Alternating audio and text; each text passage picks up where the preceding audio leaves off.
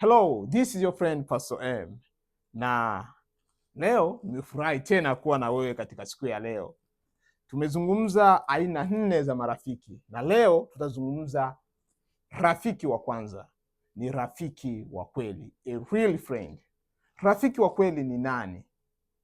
Rafiki wa kweli ni mtu yule anayekuonesha upendo wa dhati kwa vitendo na si kwa maneno tu. Ni mtu anakuonesha upendo wake wa dhati kwa vitendo na si kwa maneno tu. Na hii imekamilishwa pia na maandiko matakatifu.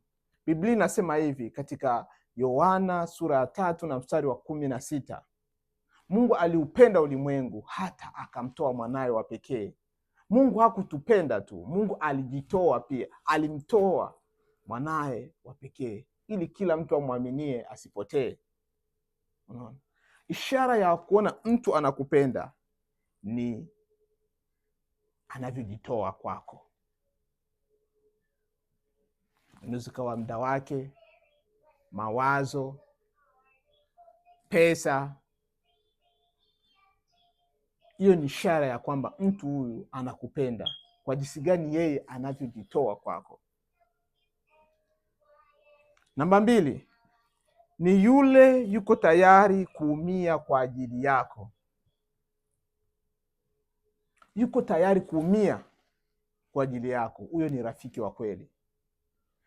Maandiko matakatifu yanasema hivi katika ile Yohana sura 15 na mstari wa 13, yanasema hivi: hakuna aliye na upendo mwingi kuliko huu. Hakuna aliye na upendo mwingi kuliko huu, mtu kutoa uhai wake kwa ajili ya rafiki zake. Yaani yuko tayari kutoa uhai wake kwa ajili ya rafiki zake. Yaani ukimwona mtu ambaye yuko tayari kujitoa, kutoa, kuumia kwa ajili yako, huyo ni rafiki wa kweli. 3, ni yule ni mwaminifu. Ni mwaminifu katika mambo yote. Ni mwaminifu katika mambo yote. Is a trustworthy, ni honest, ni mwaminifu katika ndoa yako, katika mahusiano yako. Je, wewe ni mwaminifu? Katika maisha ya kifedha, wewe ni mwaminifu? Hiyo ni ishara ya rafiki wa kweli, ni mwaminifu. Rafiki wa kweli anaweza kuwa mtu yoyote, ndugu yangu, wa umri wowote, wa jinsia yoyote, ili mradi awe na sifa kama hizi ambazo tumezitaja hapa. Awe mwaminifu, awe tayari kuumia kwa ajili yako, pia awe na upendo wa dhati kwa vitendo na si kwa maneno tu. Upendo wa dhati, anaonesha vitendo. Huyo ni rafiki wa kweli.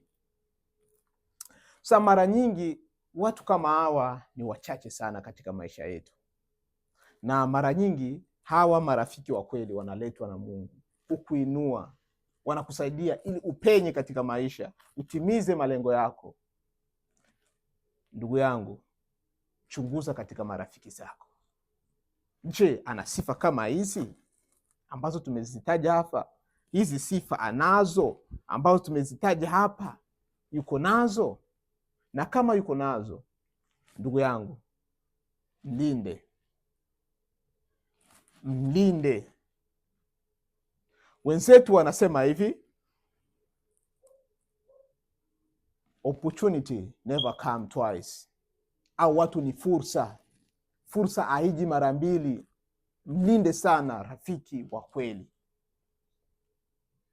Kipindi kijacho tutazungumza rafiki namba 2. Leo tulikuwa tunafocus na rafiki wa kweli ni nani. Umeziona sifa zake ambazo nimezitaja hapa. Ni mwaminifu, yuko tayari kuumia kwa ajili yako, anaonesha upendo kwa vitendo na si kwa maneno tu. Ambaye na sifa hizi, huyo ni rafiki wa kweli. Chunguza katika marafiki zako. Next week we're going to talk about the other friend, and huyu ni rafiki yako Pastor M. Subscribe, don't forget to share and like. Thank you very much. Pastor M.